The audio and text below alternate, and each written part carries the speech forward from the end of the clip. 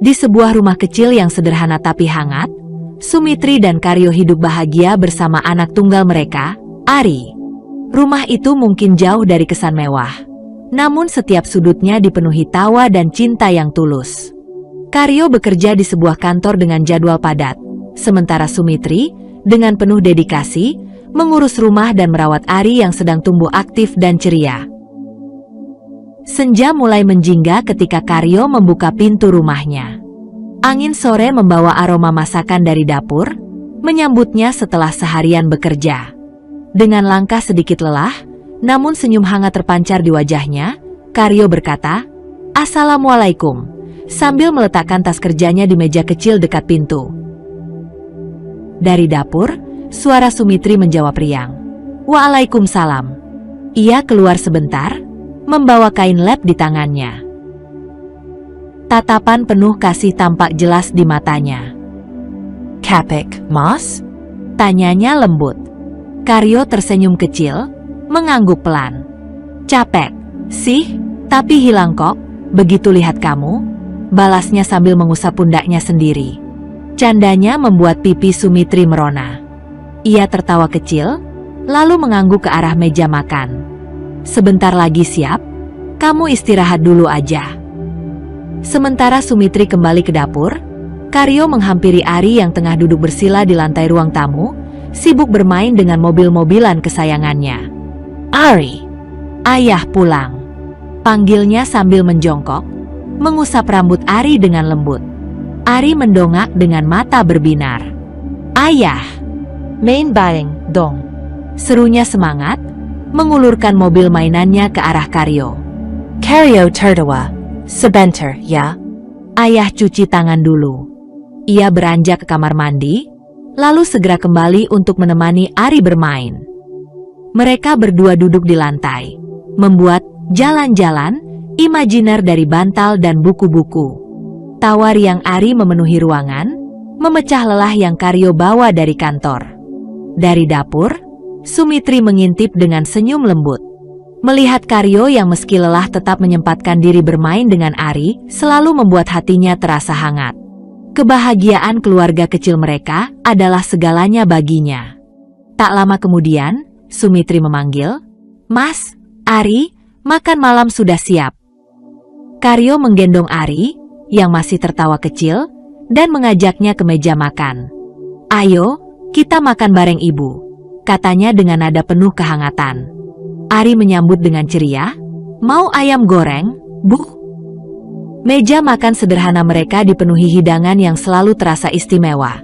Nasi hangat, sayur bening, dan ayam goreng favorit Ari. Karyo tersenyum melihat semuanya. "Terima kasih, sayang, sudah masak," ucapnya tulus sambil mulai menyendokkan nasi ke piring. Sumitri hanya tersenyum sambil melirik Ari, yang sudah sibuk memakan ayam di tangannya. "Yang penting kalian suka," jawabnya lembut. Mereka makan sambil berbincang ringan. Ari bercerita dengan semangat tentang permainan barunya, membuat Karyo sesekali tertawa lepas. Sesekali Karyo menatap Sumitri dengan rasa syukur yang tak terucapkan. Bagi mereka, kebahagiaan bukan soal apa yang mereka punya, melainkan bagaimana mereka menjalaninya bersama. Di rumah kecil itu, di tengah kesederhanaan, ada cinta yang selalu tumbuh. Sebuah cinta yang tak tergantikan, cinta yang membuat setiap senja menjadi momen istimewa. Setelah Ari tertidur dengan tenang, Karyo kembali ke ruang tamu, di mana Sumitri sedang merapikan sisa-sisa makan malam. "Terima kasih, Sumitri," kata Karyo tiba-tiba, membuat Sumitri berhenti sejenak. "Untuk apa?" tanya Sumitri sambil tersenyum, meski sedikit bingung. "Untuk semua yang kamu lakukan. Kamu selalu ada buat Ari dan aku, meski aku sering pulang terlambat. Aku tahu ini tidak mudah, tapi kamu selalu melakukannya dengan senyuman." Sumitri tersentuh oleh kata-kata Karyo. Ia mendekat dan menggenggam tangan suaminya. "Kamu tahu, Karyo, melihat kamu dan Ari bahagia adalah kebahagiaanku. Kita mungkin tidak punya banyak, tapi kita punya cinta dan kebersamaan. Itu sudah lebih dari cukup." Karyo tersenyum, menatap mata Sumitri dengan penuh kasih. Aku bersyukur punya istri seperti kamu, Sumitri. Terima kasih telah menjadi bagian dari hidupku. Mereka saling tersenyum, berbagi kehangatan yang tak perlu diucapkan dengan kata-kata. Meski hidup mereka sederhana, cinta yang mereka miliki adalah harta paling berharga. Malam itu, mereka berdua duduk bersama di ruang tamu, menikmati kebersamaan yang tenang. Meskipun hidup kadang penuh dengan tantangan, mereka tahu bahwa selama mereka saling mendukung, kebahagiaan akan selalu ada di tengah-tengah mereka. Kehidupan Sumitri dan Karyo yang dahulu penuh tawa dan kehangatan kini diselimuti bayang-bayang suram. Semuanya berubah pada suatu pagi yang tampaknya biasa. Karyo pulang dari kantor lebih awal dari biasanya, wajahnya kaku, dan sorot matanya redup. Tanpa sepatah kata pun, ia berjalan melewati Sumitri dan langsung masuk ke kamar, menutup pintu dengan suara keras yang membuat dada Sumitri mencelos. Sumitri memandangi pintu kamar dengan raut khawatir. Ada sesuatu yang salah, dan ia tahu itu. Perlahan, ia mendekati kamar, mengetuk pintu dengan ragu. "Mas, ada apa? Apa yang terjadi di kantor?" tanyanya lembut. Suaranya penuh harap akan jawaban yang bisa meredakan kegelisahannya. Tidak ada jawaban. Ketika Sumitri membuka pintu, ia melihat Karyo duduk di tepi ranjang. Tubuhnya lunglai, pandangannya kosong menatap lantai. Sumitri mendekat, duduk di sampingnya, menunggu dengan sabar meski hatinya bergemuruh. Setelah keheningan yang terasa seperti selamanya, Karyo menghela napas panjang, berat, seperti memikul seluruh dunia di pundaknya. Suaranya pelan, hampir tak terdengar. "Aku di PHK." Sumitri terpaku. Kata-kata itu menghantamnya seperti petir di siang bolong. "PHK? Kenapa, Mas? Apa yang terjadi?" tanyanya dengan suara bergetar, mencoba memahami. Karyo menggeleng pelan, enggan menjelaskan lebih jauh. "Perusahaan bangkrut. Semua orang dipecat. Aku tidak punya pekerjaan lagi." Suaranya semakin melemah, dan tatapan matanya semakin jauh, seolah mencari sesuatu yang tak dapat ia temukan. Sumitri meraih tangan suaminya, menggenggamnya erat meski dinginnya terasa menusuk.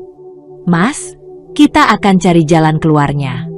Kita bisa melalui ini bersama. Jangan khawatir, kita pasti bisa," katanya penuh keyakinan, meski dirinya sendiri merasa gamang. Namun, Karyo hanya diam, tak menjawab. Sorot matanya tetap kosong. Hari-hari setelah itu terasa berat, bahkan nyaris tak tertahankan.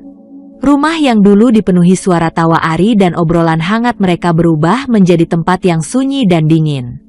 Karyo semakin sering mengurung diri di kamar, menolak makan atau berbicara. Ia yang dulu ceria dan penuh perhatian kini hanyalah bayangan dari dirinya yang dulu. Pendiam, dingin, dan seolah tenggelam dalam lautan kesedihan. Sumitri mencoba menguatkan diri, merawat Ari sambil mencari cara untuk menyambung hidup. Namun, beban itu semakin terasa menekan. Ia merindukan sosok Karyo yang dahulu, suaminya yang penuh cinta dan semangat. Setiap hari terasa seperti perjalanan melewati kabut tebal tanpa ujung. Di antara kecemasan dan keputusasaan, Sumitri tetap menggenggam harapan kecil, berdoa agar sinar itu kembali menyentuh keluarga kecil mereka. Namun, hingga kini, cahaya itu masih terasa begitu jauh. Ari yang masih kecil, belum mengerti apa yang terjadi. Ia hanya tahu bahwa ayahnya, yang dulu selalu bermain dengannya, kini sering marah tanpa alasan.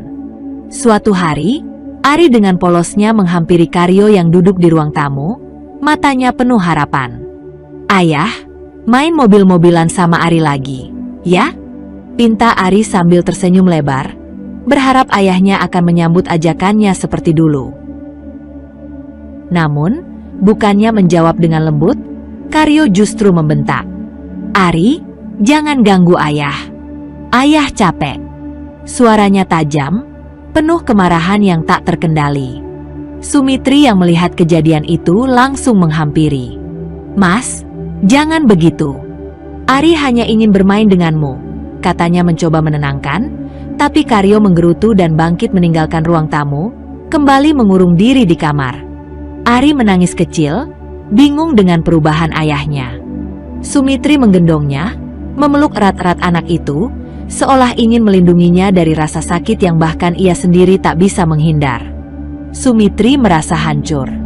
Karyo yang dulu menjadi pilar keluarga mereka, kini tenggelam dalam keterpurukan. Setiap kali ia mencoba bicara, Karyo hanya diam atau merespons dengan singkat dan dingin. Seolah ada dinding tebal yang kini memisahkan mereka. Rumah yang dulu hangat kini terasa dingin dan sepi. Malam itu, setelah Ari tertidur, Sumitri duduk di ruang tamu, menatap kosong ke arah jendela. Air mata yang ia tahan selama ini akhirnya jatuh, mengalir tanpa henti di pipinya. Ia merasakan kekhawatiran yang begitu mendalam.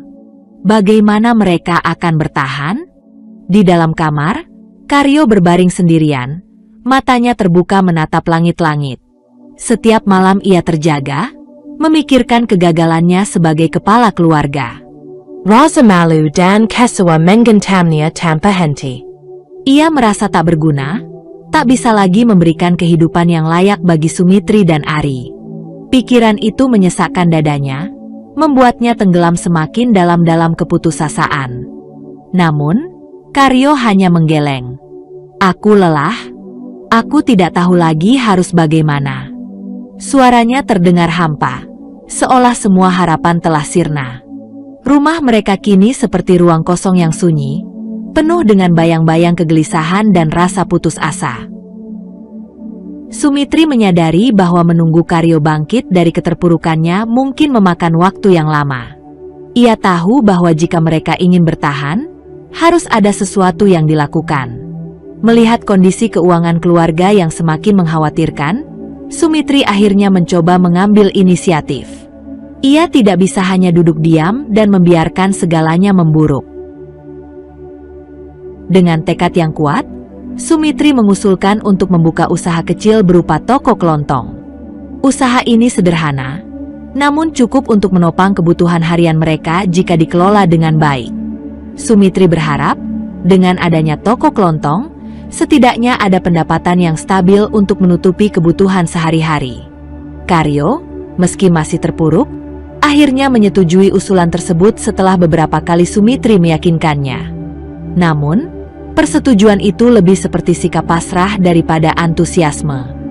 Mereka lalu meminjam modal dari orang tua Sumitri, yang tanpa ragu memberikan dukungan finansial demi kebaikan putri dan cucunya. Dengan modal tersebut, mereka berhasil membuka toko kelontong kecil di dekat rumah. Awalnya, Sumitri dan Karyo merasa optimis.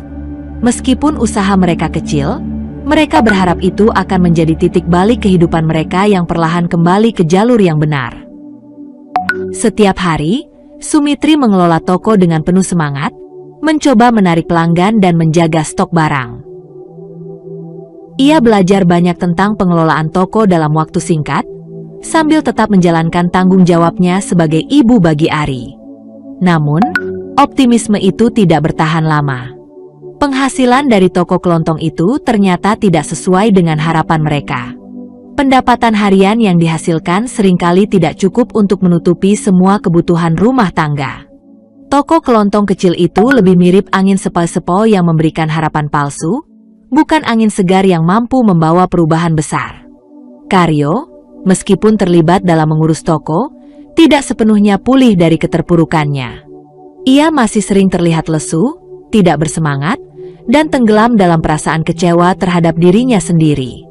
Sumitri bisa melihat bahwa meskipun ia hadir secara fisik, mental Karyo masih jauh dari kehidupan mereka. Bahkan dalam saat-saat sibuk melayani pelanggan, Sumitri kerap menangkap tatapan kosong di wajah suaminya. Karyo seolah-olah hanya menjalani rutinitas tanpa tujuan. Hari-hari terasa panjang bagi Sumitri. Ia menghabiskan sebagian besar waktunya di toko, mencoba menjalankan bisnis yang tak pernah benar-benar berkembang. Beban yang ia pikul semakin berat. Selain harus mengelola toko dan mengurus Ari, ia juga harus menjaga agar rumah tangganya tetap utuh di tengah situasi yang semakin sulit. Sumitri mulai merasa terjebak dalam lingkaran masalah yang tak ada ujungnya. Setiap malam, Sumitri seringkali merenung sendirian di ruang tamu setelah Ari tertidur.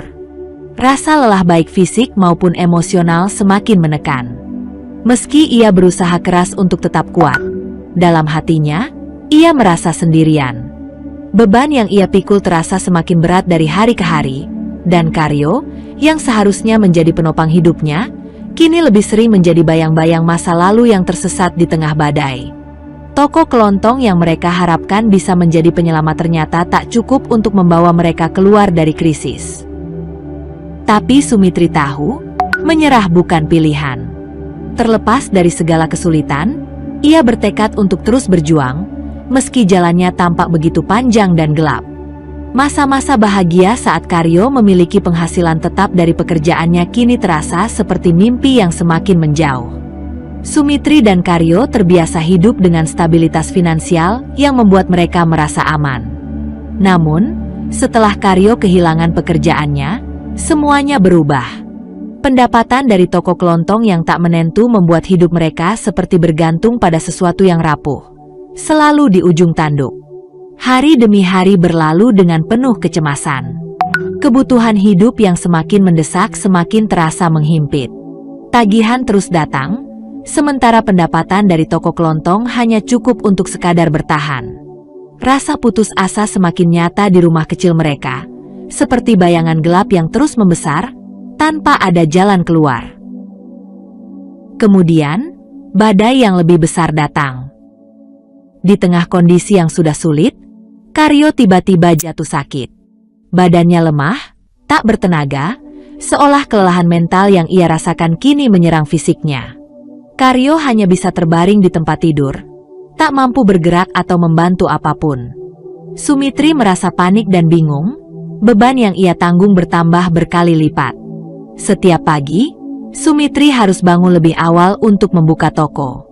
Tapi kini, bukan hanya urusan toko yang ada di benaknya, melainkan juga kondisi suaminya yang terbaring lemah di kamar. Setiap kali melihat Karyo terbaring tak berdaya, perasaan khawatir dan frustasi menggelayuti hatinya. Karyo, yang dulu menjadi penopang hidup mereka, kini menjadi beban yang harus ia pikul sendirian. Sumitri tidak pernah menyalahkan suaminya, tapi rasa lelah yang semakin berat mulai menggerogoti kekuatannya. Kondisi semakin berat, tetapi Sumitri tidak pernah menyerah.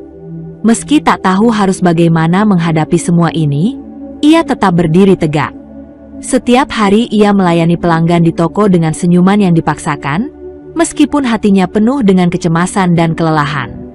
Setiap kali ia pulang ke rumah, melihat Karyo terbaring sakit dan Ari yang masih kecil, Sumitri merasakan dorongan untuk terus berjuang, meski ia sendiri tak tahu sampai kapan bisa bertahan.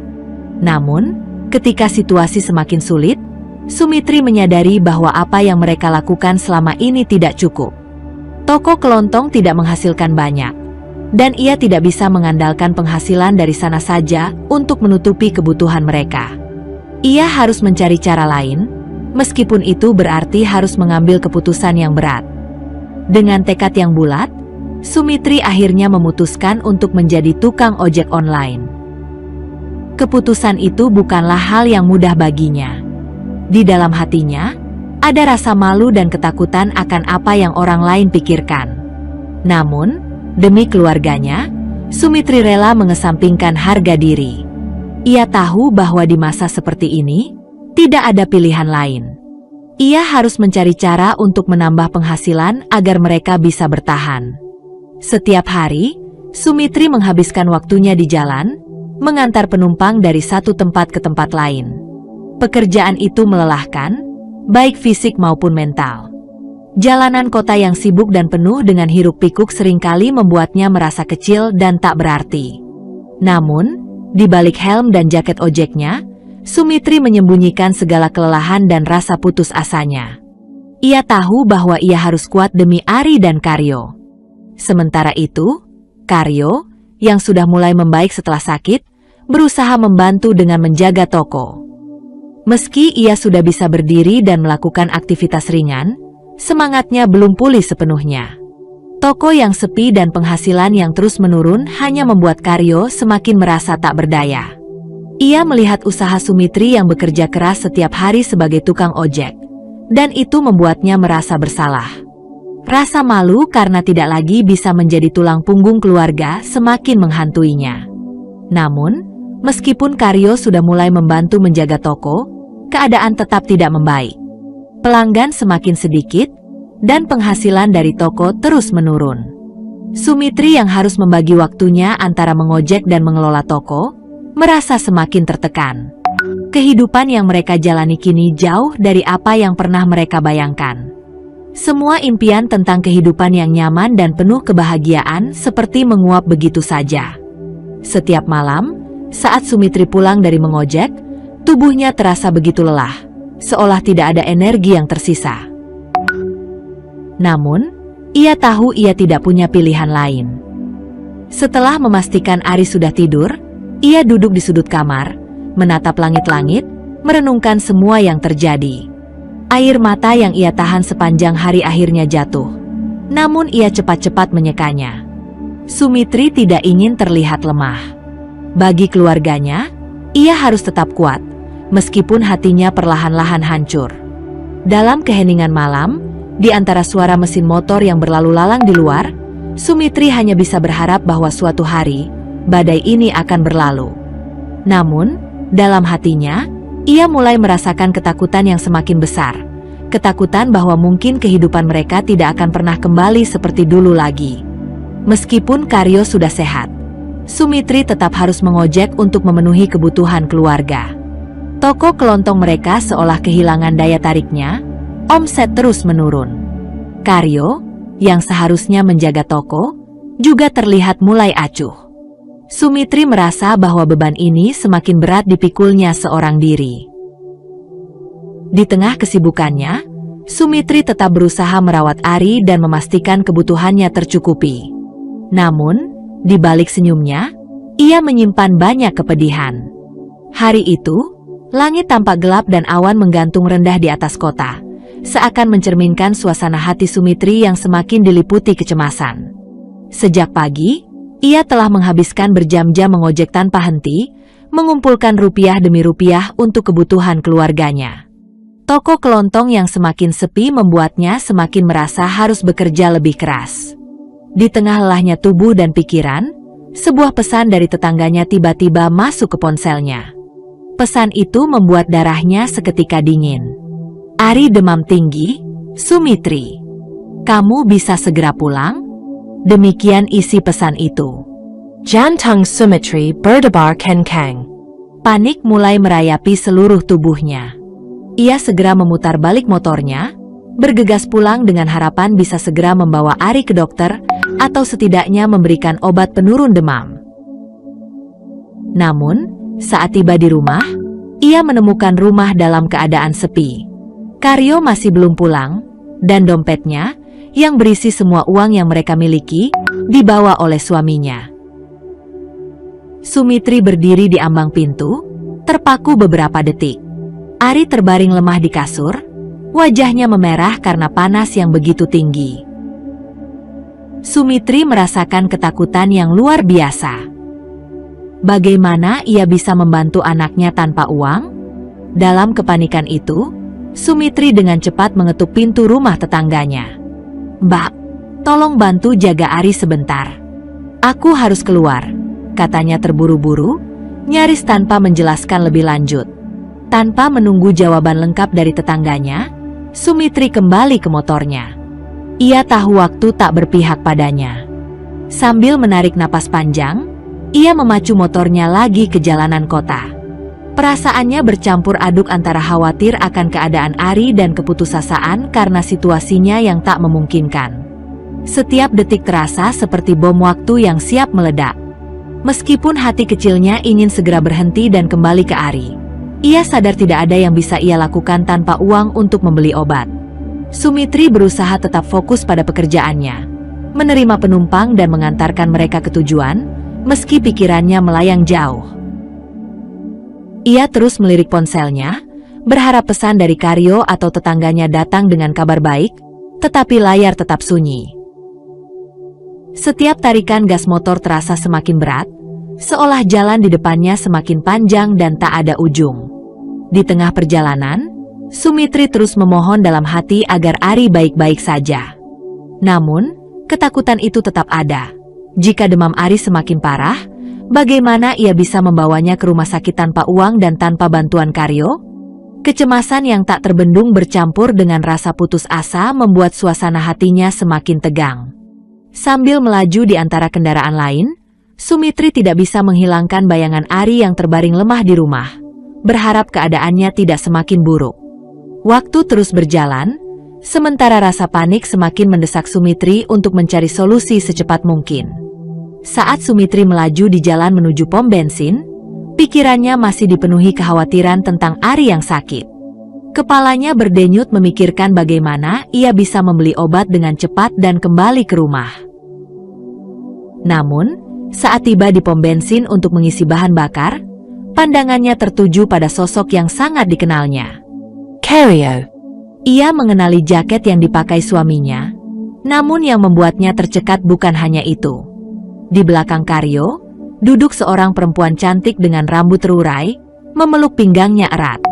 Keduanya tampak begitu mesra, tertawa dan berbincang seperti pasangan yang tidak terbebani oleh dunia.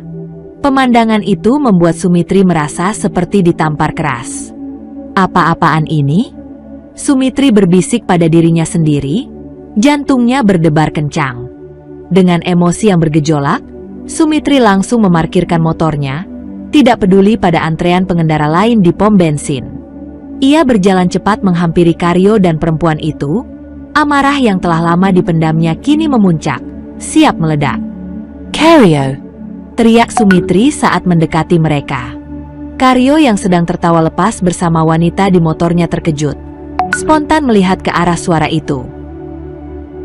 Wajahnya berubah pucat saat ia melihat Sumitri berdiri di depannya dengan mata berkaca-kaca penuh amarah. "Apa yang kamu lakukan di sini? Siapa perempuan ini?" Suara Sumitri bergetar antara marah dan patah hati, sementara para pengendara lain mulai memerhatikan. Suasana di pom bensin semakin tegang, seolah udara di sekitarnya menguap oleh bara emosi yang membara. Sumitri berdiri tegak, dadanya naik turun, memandang Karyo dengan tatapan yang menusuk. Perempuan di belakang Karyo perlahan mundur, tak ingin menjadi pusat perhatian, namun Sumitri melayangkan tatapannya tajam ke arahnya. "Jangan pergi dulu. Aku ingin tahu, siapa kamu?" bentak Sumitri, suaranya gemetar penuh amarah. "Apa kamu tahu dia punya istri? Punya anak? Apa kamu tahu anaknya sedang sakit di rumah?" Perempuan itu tampak gugup, menundukkan wajahnya, tak berani menjawab. Namun, Karyo dengan gelagapan mencoba menenangkan situasi. "Sumitri, dengar dulu penjelasanku. Ini semua salah paham." "Salah paham?" Sumitri tertawa sinis, suaranya penuh kepahitan. "Apa aku buta? Aku melihat dengan mata kepalaku sendiri. Kamu bahkan terlihat bahagia bersamanya. Jadi, yang mana yang salah? Aku atau mataku?" Orang-orang di sekitar mulai berkerumun lebih dekat, penasaran dengan drama yang sedang terjadi. Beberapa wajah menunjukkan rasa simpati untuk Sumitri, sementara yang lain hanya mengamati seperti menonton pertunjukan gratis. Karyo, yang merasa terpojok, melirik ke kiri dan kanan, berharap ada celah untuk keluar dari situasi itu. "Sumitri, tolong jangan buat keributan di sini," ujarnya dengan suara pelan, hampir memohon. Namun, pernyataan itu justru membuat Sumitri semakin tersulut. "Karabutan? Kau pikir ini keributan? Ini belum apa-apa dibanding rasa sakit yang kau beri padaku. Aku sudah lelah, Karyo. Aku lelah menjadi istri yang sabar, menunggu kamu berubah. Tapi ini yang aku dapatkan." Karyo berusaha menyentuh lengan Sumitri, mencoba meredakan emosinya, tapi Sumitri menepisnya dengan kasar. "Jangan sentuh aku," serunya, suaranya pecah oleh tangis. Kau sudah menyentuh perempuan itu, jangan berani-berani lagi menyentuhku. Perempuan di belakang Karyo akhirnya membuka suara. Suaranya lirih, hampir tak terdengar di tengah kekacauan. Maaf, saya tidak tahu kalau dia sudah menikah. Saya sungguh tidak tahu. Kamu tidak tahu? Sumitri memandang perempuan itu dengan tatapan dingin. Bagus, sekarang kamu tahu. Pergi dari sini sebelum aku benar-benar kehilangan kendali. Perempuan itu buru-buru melangkah mundur, tak ingin terlibat lebih jauh. Ia melirik Karyo sekilas, lalu berjalan cepat menjauh, meninggalkan pria yang kini tampak seperti patung, terdiam membisu di depan istrinya. Sumitri menarik napas dalam, mencoba mengumpulkan sisa keberaniannya untuk melanjutkan. Karyo, aku memberimu segalanya. Kesetiaanku, waktuku, seluruh hidupku. Tapi kamu membuangnya begitu saja seperti sampah. Aku tidak akan pernah memaafkanmu untuk ini. Karyo membuka mulut, seolah ingin berkata sesuatu, tapi tak ada satu kata pun yang keluar. Sumitri meliriknya terakhir kali, penuh rasa jijik, lalu berbalik menuju motornya. Ia menghapus air mata yang membasahi pipinya, menyalakan mesin, dan melaju meninggalkan pom bensin dengan perasaan campur aduk. Marah, kecewa, dan hancur. Namun, di balik itu semua, ada tekad yang perlahan tumbuh. Tekad untuk tidak lagi bergantung pada pria yang telah mengkhianatinya. Kerumunan di pom bensin perlahan bubar, meninggalkan Karyo berdiri sendirian, terjebak dalam kehancuran yang ia ciptakan sendiri. Kamu pikir aku bodoh? Kamu pikir aku nggak tahu apa yang sudah kamu lakukan selama ini? Sumitri kembali mendekat, suaranya lebih pelan tapi penuh dengan kemarahan. Kamu mengkhianati aku, Karyo. Kamu mengkhianati Ari. Karyo akhirnya melepaskan helmnya, berusaha mendekati Sumitri. Sumitri, aku bisa jelaskan. Ini bukan seperti yang kamu. Jelaskan? Jelaskan apa? Kamu seharusnya di rumah menjaga anak kita, tapi kamu malah di sini, dengan dia. Sumitri menunjuk perempuan itu dengan tegas. Apa yang harus dijelaskan? Kamu sudah tidak peduli lagi pada keluarga kita. Amarah yang membara di dada Sumitri tak bisa lagi dihalangi. Ia menumpahkan semua rasa sakit dan kecewa di depan umum, tanpa peduli pada tatapan orang-orang. Perempuan yang bersama Karyo mulai mundur, jelas tidak ingin terlibat lebih jauh dalam pertengkaran itu, namun Sumitri tidak peduli. Yang ia lihat hanya suaminya, sosok yang telah ia percaya dan cintai, kini mengkhianatinya dengan begitu kejam. Setelah beberapa saat yang terasa seperti selamanya, Karyo akhirnya menyerah pada argumen. Kita tidak bisa bicara di sini, Sumitri. Ayo pulang dan kita selesaikan di rumah, ucapnya dengan suara rendah, mencoba meredakan ketegangan. Sumitri terdiam sesaat, menahan semua emosi yang bercampur dalam dirinya. Dengan mata penuh kebencian, ia berbalik dan berjalan menuju motornya. Baik, kita selesaikan di rumah. Aku sudah muak dengan semua kebohonganmu. Saat tiba di rumah, suasana semakin mencekam. Karyo mencoba memulai pembicaraan, namun Sumitri sudah tak mau mendengarnya. Semua yang ia lihat hanya kebohongan yang selama ini disembunyikan Karyo darinya. Bagaimana kamu bisa tega? Karyo? Aku sudah berkorban begitu banyak untuk kita, sementara kamu bersenang-senang di belakangku, kata Sumitri dengan suara yang bergetar, tatapannya penuh dengan rasa sakit. Aku hilaf, Sumitri. Aku juga merasa tertekan. Kehilangan pekerjaan, toko yang tidak berjalan baik. Aku bingung, jawab Karyo dengan nada lemah. Tertekan? Sumitri menyeringai sinis. Jangan gunakan alasan itu untuk membenarkan apa yang kamu lakukan. Aku juga tertekan, Karyo. Tapi aku tidak lari ke pelukan orang lain. Sumitri, kumohon, dengarkan aku. Tidak, Karyo. Cukup. Aku sudah tidak mau mendengar lagi alasanmu. Suara Sumitri meledak. Aku berjuang mati-matian untuk kita, dan kamu menghancurkan semuanya. Kamu menghancurkan aku. Pertengkaran mereka semakin memanas, suara-suara marah menggema di seluruh rumah. Hingga tiba-tiba, di tengah emosi yang meluap-luap, terdengar suara kaca pecah. Sumitri terdiam sejenak, pandangannya kabur, sebelum tubuhnya jatuh ke lantai. Dunia berputar di sekelilingnya sebelum segalanya menjadi gelap. Ketika Sumitri membuka matanya, pandangannya buram dan samar. Cahaya lampu rumah sakit yang terang membuatnya harus mengerjap beberapa kali untuk menyesuaikan diri. Kepalanya berdenyut, dan rasa sakit menusuk di pelipis kirinya. Ia mencoba menggerakkan tubuhnya, namun rasa lemah dan letih menguasai seluruh tubuhnya. Sejenak, Sumitri tak mengerti di mana dirinya berada. Lalu, bau antiseptik yang tajam, suara mesin-mesin rumah sakit, dan rasa nyeri yang membakar membuatnya tersadar. Dia di rumah sakit.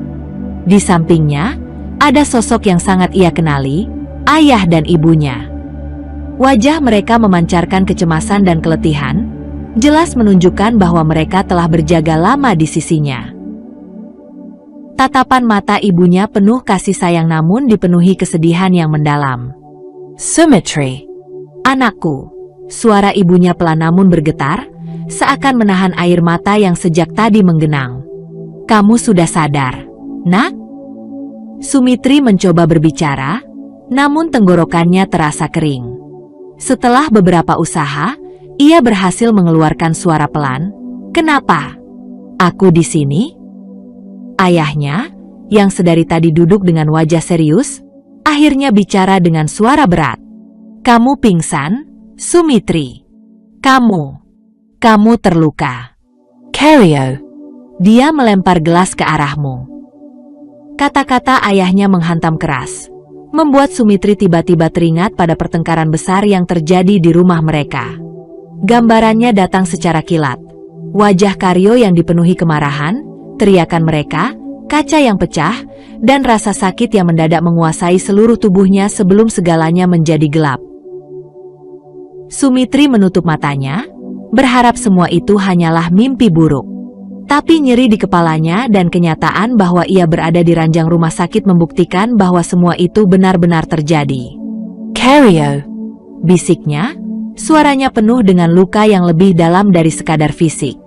Dia sudah dibawa oleh warga, jawab ayahnya dengan tegas, namun ada ketegangan dalam suaranya. Warga tahu apa yang dia lakukan. Mereka mengaraknya, karena ketahuan berselingkuh dengan janda muda di gang sebelah. Kata-kata itu menghantam Sumitri seperti palu. Jantungnya terasa seolah berhenti berdetak sesaat. Jadi, semua yang ia takutkan benar-benar terjadi. Selama ini Cario bukan hanya menipu dirinya, tetapi juga telah mempermalukan keluarganya di depan seluruh warga. Luka di hatinya semakin dalam. Tak hanya pengkhianatan, tapi juga rasa malu yang tak tertahankan. Dia dilaporkan ke polisi, lanjut ibunya, yang kini tak lagi bisa menahan air mata. Karena KDRT dan perselingkuhannya. Sumitri terdiam, mencoba mencerna semuanya. Perasaannya bercampur antara sakit fisik yang tak tertahankan dan rasa emosional yang hancur. Cario, pria yang dulu ia cintai dan percayai, kini berakhir di tangan polisi karena kekerasan dan zina. Semua pengorbanannya, rasa cinta, dan usaha untuk mempertahankan keluarga mereka, kini terasa sia-sia. Bagaimana bisa sampai seperti ini? Sumitri berbisik pada dirinya sendiri, suaranya nyaris tak terdengar. Ia tidak pernah membayangkan akhir yang seperti ini. Meski ia tahu rumah tangganya tengah rapuh, ia tidak pernah berpikir bahwa semuanya akan berujung pada kekerasan, perselingkuhan yang terungkap di depan warga, dan pengkhianatan yang begitu dalam. Tangannya gemetar saat ia mencoba meraba perban di dahinya. Rasa sakit itu nyata. Namun sakit di dalam hatinya jauh lebih mendalam dan tak terobati. Ari. Sumitri tiba-tiba tersadar dan langsung khawatir. Bagaimana Ari? Ibu Sumitri cepat-cepat meraih tangan putrinya, mencoba menenangkannya. Ari baik-baik saja. Sayang, dia ada di rumah bersama tetangga kita. Dia sudah tidak demam lagi. Kamu tenang saja. Meski mendengar kabar baik tentang Ari, hati Sumitri tetap terasa hancur. Kehidupannya yang dulu terasa sederhana dan bahagia kini berubah menjadi reruntuhan yang tak bisa ia perbaiki. Keheningan menggantung di ruangan itu, hanya suara mesin monitor yang terus berbunyi secara ritmis. Sumitri menatap kosong ke langit-langit rumah sakit, mencoba menahan air mata yang terus membendung.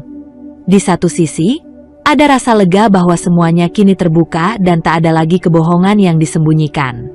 Namun, di sisi lain, ada kehancuran yang tak mungkin bisa disembuhkan. Perasaan ditinggalkan, dikhianati, dan dicampakkan oleh orang yang seharusnya menjadi pilar kekuatannya. Dengan suara pelan dan penuh kepedihan, Sumitri berbisik, "Aku sudah tidak punya apa-apa lagi." Ibunya mendekat, menggenggam erat tangan Sumitri. "Kamu masih punya kami, Nak. Kamu masih punya Ari. Jangan pernah merasa sendirian." Meski kata-kata itu penuh dengan kasih sayang, Sumitri tahu bahwa luka yang telah ditorehkan oleh Karyo tidak akan mudah sembuh. Hatinya hancur berkeping-keping, dan masa depan yang dulu ia bayangkan kini terasa buram, tak lagi sama. Meski berat, Sumitri akhirnya menerima kenyataan bahwa perpisahannya dengan Karyo adalah satu-satunya jalan. Setelah semua yang terjadi, pengkhianatan, kekerasan, dan penghinaan, ia tahu bahwa terus bertahan hanya akan membuat luka di hatinya semakin dalam. Perjuangan yang ia lalui bersama Karyo di masa-masa sulit tak lagi berarti ketika suaminya memilih jalan yang menghancurkan rumah tangga mereka. Perpisahan ini bukan hal yang mudah. Namun Sumitri tahu ia harus melangkah demi dirinya sendiri dan, yang terpenting, demi Ari. Malam-malam penuh air mata menjadi saksi bagaimana Sumitri berusaha merelakan semua yang telah terjadi. Hatinya seringkali teringat pada momen-momen bahagia mereka dulu, saat Karyo masih menjadi suami yang penuh cinta dan ayah yang perhatian. Tapi semua itu kini hanya tinggal kenangan yang tak mungkin kembali. Rasa sakit masih membekas. Namun perlahan Sumitri belajar bahwa tidak ada gunanya mempertahankan seseorang yang tak lagi peduli pada keluarga mereka. Ari menjadi kekuatan terbesar bagi Sumitri. Tatapan polos anaknya mengingatkan dia akan tanggung jawab dan cinta yang masih ada. Meski tanpa kehadiran Karyo di sisinya, Sumitri bertekad untuk memberikan yang terbaik bagi Ari. Ia tahu bahwa hidup mereka tak akan mudah, tapi Sumitri yakin ia mampu melanjutkan hidup, sedikit demi sedikit, hari demi hari. Dengan hati yang hancur namun tekad yang kuat, Sumitri memilih untuk meninggalkan masa lalu di belakangnya. Ia menatap masa depan dengan penuh ketidakpastian, namun ia tahu bahwa ia akan bertahan. Karena di dalam dirinya, ada kekuatan seorang ibu yang tak akan pernah menyerah demi anaknya.